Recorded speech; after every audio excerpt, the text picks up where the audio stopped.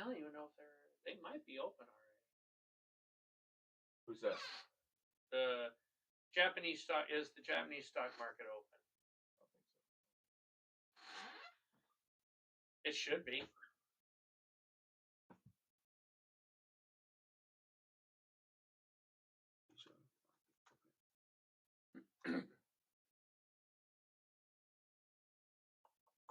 No, because it usually comes on when I'm about to go to sleep. Sometimes I watch a brief of it. Asians today, Tokyo Stock in Japan, open and trading. Tokyo, it's 9 to 1500. 900 to 1500. Which 15? That's close. Oh, closes in. That should be. Oh no, that means it opens at 9 o'clock hour. It would open 8 o'clock our time and close at 2 a.m. in the morning. I don't know. We'll have to wait and see. Let's see. You know, we were just sitting here bullshitting, right? Yeah. So I went to the futures. Are you excited about that? I opened up a position. I'm up $13. There you go.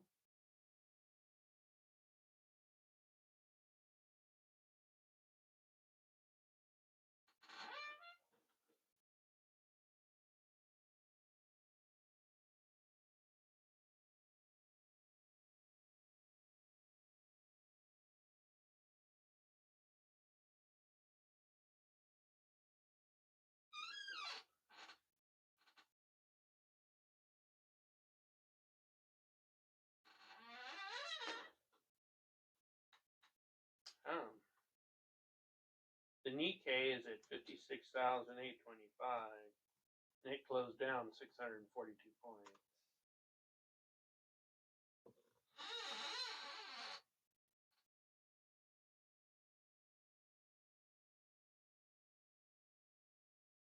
It's not open yet.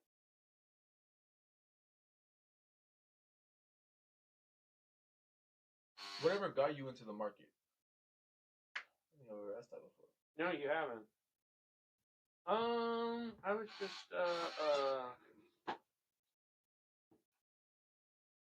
I just was fascinated. I used to get the stock page, and I used to read all the stock quotes and everything in the newspaper. Really? Well, that was it. That's all we had was a newspaper. We didn't have. You didn't have the technology and stuff like we have today. No. That's funny. So I found it fascinating, and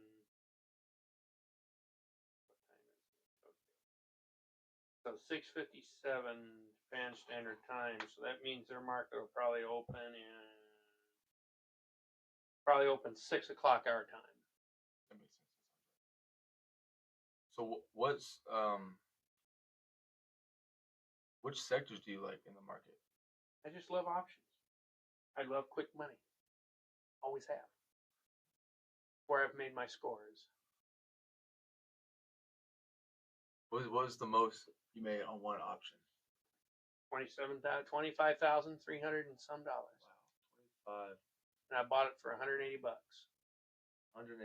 flipped it. And how long did that take? Well, I bought it on Wednesday. Watched it. It went down a little on Thursday, and then Friday. It was funny. Friday the market was down 25 points, which was, everything. So yeah, I was ahead on the game. I think I was up to like $300. And I walked into. I was making a delivery in the First Interstate Wells Fargo building in downtown LA. So I went in there, and I was in there 20 minutes. And then I came back out, got in my truck, and I was heading back toward the shop. And anyway, Jerry Laird, who did the business news that would come on at 20 and 50 after the hour, he come in, and all of a sudden they said, well, we got a major story breaking in business. Jerry, take it away. Well, Chemical Bank denied United Airlines a loan for so much money, and that's sending the stock market plunging. The Dow's down like 60-some points. So I'm like, holy shit. So I'm flooring it, going down westbound San Juan Freeway at 75. It's crazy. And I got to get to my stockbrokers. That's the only way we trade. It was with stockbroker. Oh, because you didn't have the technology to be able to just close the trade. We had to have a human stockbroker do our trades for us. Why didn't you just call With what? Okay, continue. I'm in a vehicle. Smart ass. So anyway, I'm rolling down, and then he comes up a few minutes later. The Dow is now down 104 points and plunging. There seems to be no, and the reason for the plunge was people panicked because United Airlines was one of the biggest airlines in the world, Sure. and Chemical Bank would not give them a loan. And people fucking freaked out. Sure. And they had what was called program trading. And the program trading was basically the brokers on the floor of the exchange, they had computers. So bam, bam. And these computers just kicked in and they boom, boom, boom, boom, boom, boom. They were punching out sales like crazy. Uh-huh. So when I got to my office, and this happened at 12:30 in the afternoon, so it still had 2 hours of trading left to go. So anyway, I got to the stockbroker's office and I ran in there and I said, Scott, how's it doing? He says, well, it's down 140 points right now. I says, how's my well, I don't have time to look at it right now. I've got people losing thousands and thousands of dollars right now. Because they thought it was going to go up. Well, no, people are just selling so fast. They're wanting to sell their stock. So it got to like 2:55 in the afternoon, 5 minutes before the close of trading. He came back because I went back to my office and I told my boss, I says, I've got to be with yeah, go ahead. You're fine. We don't have anything left to do. Sure. And so anyway, I'm sitting there and I go and I look and I call it up on there. They had the computer where you could call up the print price, and I was looking on there and I saw, wow, $5.25. So I told him go ahead and sell. So it was 256, and he went ahead and put the sell order in, sell the 10 contracts. So I'm looking and I'm going, well, wait a minute. They've stopped trading and the price is 5.25. What's going on? So I asked Scott, I says, what? He says, dude, the market's backed up 20 minutes. There's going to be all these your trade is not going to settle until Monday morning. And God only knows what it's got. Don't go by that number. It's going to be a hell of a lot more than that number. And anyway, so I'm spending the weekend. I'm at home, and I go watch our football game that night and everything else. And I'm thinking, my God, I've got at least $5,000 coming back to me. Man, on 100, I'm all fucking stoked. We're thinking, what am I going to do with this money and everything else? So at Monday morning, I get down to the stockbroker's office because I didn't have to be to work until 7:30. Mm-hmm. And anyway, the market opened at 6:30 Pacific time. So anyway, he said, well, Brian, you might as well just sit because it's going to take about 20 some minutes. And then I think it was like 6:53 in the morning. He said, yeah, Brian, you finally kicked out. $25.25 a contract. I'm going, Esther, is this the big one? I says, well, how much should I make? He says, well, you made about approximately a little over $25,000. I'm like, I need to sit down. So then I was watching the market for a few minutes, and I said, hey, Scott, let's buy $4,000 of calls on the major market index. I think there's going to be a bump. So we did. So in 10 minutes, I made another $2,500.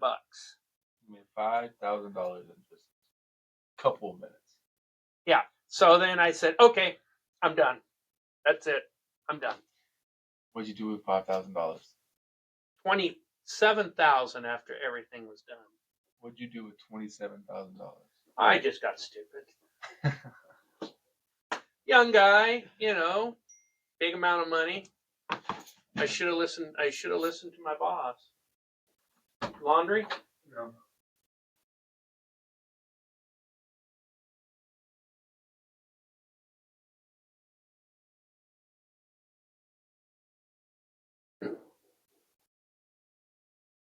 How old were you when you made that much money?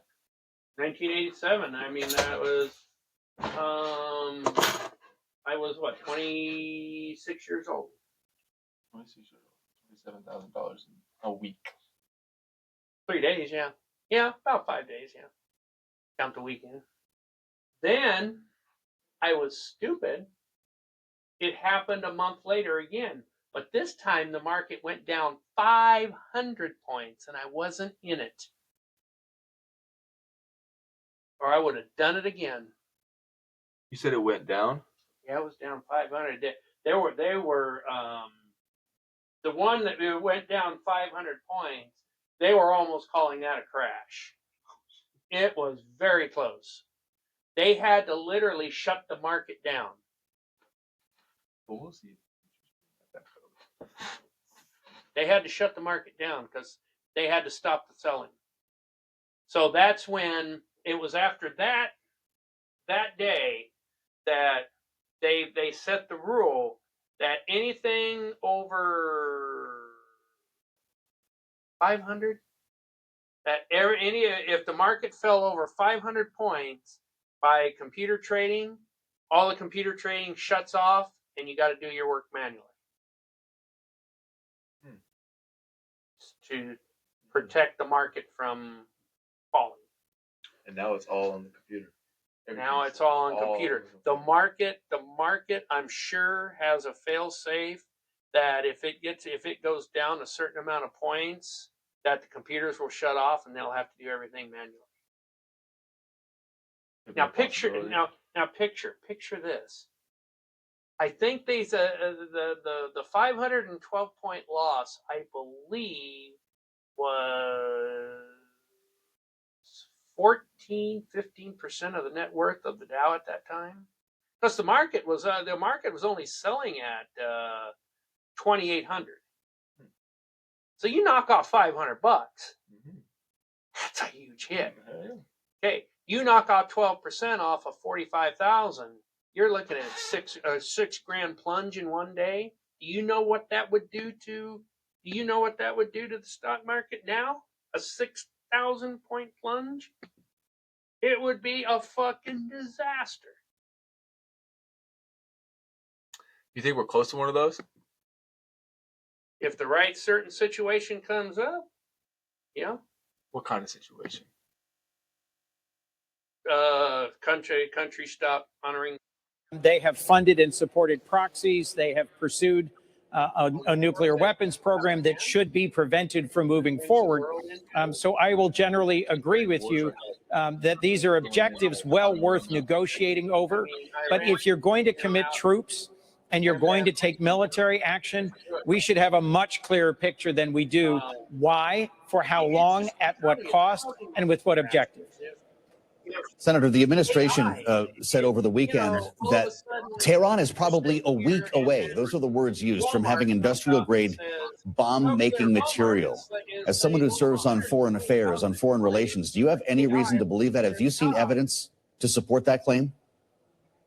Well, two things. They're still quite a ways from having a functioning nuclear weapon, but in terms of weapons-grade fissile material, they have shortened the timeline dramatically.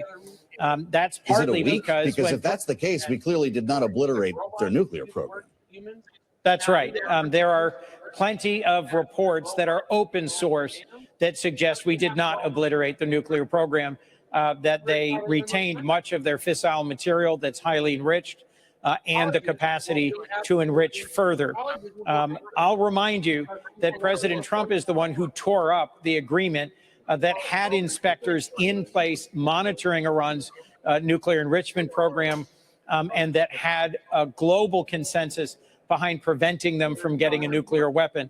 It was an imperfect agreement, but I think we could have negotiated a longer and stronger agreement rather than abandoning it and being in the position we're in now, where Iran is quite close to having a bomb or more worth of fissile material readily accessible to them. If AI gets to the point that It's remarkable, Senator, and when we think about what the U.S. can do to counter that or respond to it, and whether that does involve military action. In the other chamber, Congressman Ro Khanna as well as Tom Massey are going to force a vote on a war powers resolution potentially as soon as this week. And one of your Democratic colleagues, Congressman Josh Gottheimer of New Jersey, put out a joint statement with his colleague Mike Lawler, saying that while they respect and defend Congress's constitutional role in matters of war, a resolution would restrict the flexibility needed to respond to real and evolving threats and risk signaling weakness at a dangerous moment. Is a war powers resolution a mistake here, Senator? Does your Democratic colleague have a point or no? Look, I'm friends with and have worked with both Mike Lawler and Josh Gottheimer, the two members of the House you just cited. But it is important that we continue to defend the prerogatives of Congress. The president has the power as commander in chief to defend our nation against sudden emerging threats. If there's incoming missiles from Russia, or if there's a brand new threat that emerges that they did not have the time or the opportunity to consult with us or to brief us about. But I'll remind you, in the run up to the Iraq war, there was hearing after hearing, and there were votes in Congress so that the men and women in our armed forces who went into Iraq knew that they had the informed vote of the American people and their representatives behind them. When our nation undertakes something as costly